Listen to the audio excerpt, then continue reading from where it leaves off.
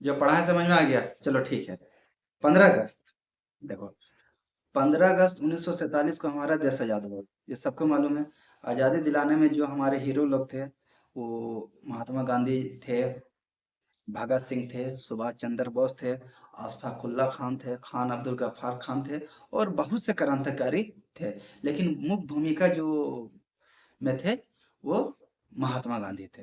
ठीक है। और हमारे राष्ट्रगान क्या है? जन गण मन अधिनायक। इसको कौन लिखा था? रविंद्रनाथ टैगोर ने 1911 में लिखा था। और जन गण मन वो 52 सेकंड में गाया जाता है। ये सब तो ठीक है। अब सुनो दो दो बात और। जब हमारा देश आजादी की खुशी मना रहा था, उस समय महात्मा गांधी बंगाल के नौखली गांव में जाके एक सांप्रदायिक हिंसा हो रहा था, उसको रोकने की प्रयास कर रहे थे। और आजकल के छिटपुटिया नेता लोग महात्मा गांधी को न जाने क्या क्या बोल देते। वो एक ऐसा हीरो जो देश को आजादी दिलाई। जब पूरा हिंदुस्तान आजादी की खुशी मना रहे थे, तो वो बंगाल में हिंसा को रोक रहे थे। ठीक है। देखिए, जन गण मन अधिनायक जो हमारा राष्ट्र गाना है, दरअसल वो मेरा गाना ही नहीं है।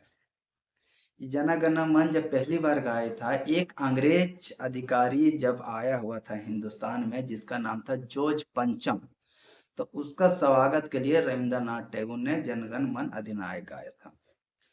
जब इसको इंग्लिश में ट्रांसलेशन करके उस अधिकारी जॉर्ज पंचम को सुनाया गया, तो वो बहुत खुश हुआ।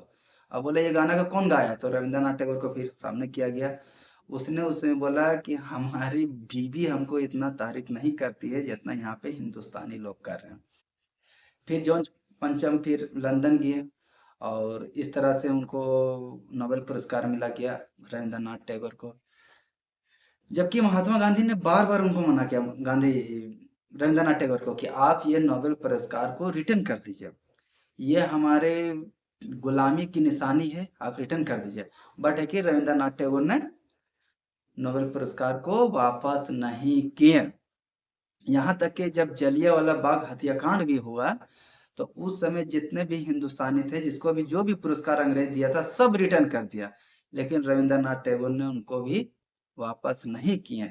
यहाँ तक कि सभी समझाए, महात्मा गांधी वगैरह और जो बड़े बड़े लीडर थे, सब समझाए कि इसको वापस कर दो, वापस कर दो।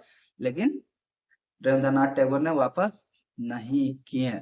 भला हो उस आदमी का, उस चोर का, जो चोरी करके उस पुरस्कार को ले गया रविंद्रनाथ टैगोर से। चोरी हो गया उसका पुरस्कार। चलिए, जाते जाते एक आखिरी बात मैं बताना चाहता हूँ कि आजाद भारत का पहला आतंकवादी कौन है? आजाद भारत का, आजाद हिंदुस्तान का पहला आतंकवादी है नाथूराम गोडसे। बस ये ध्यान रखना।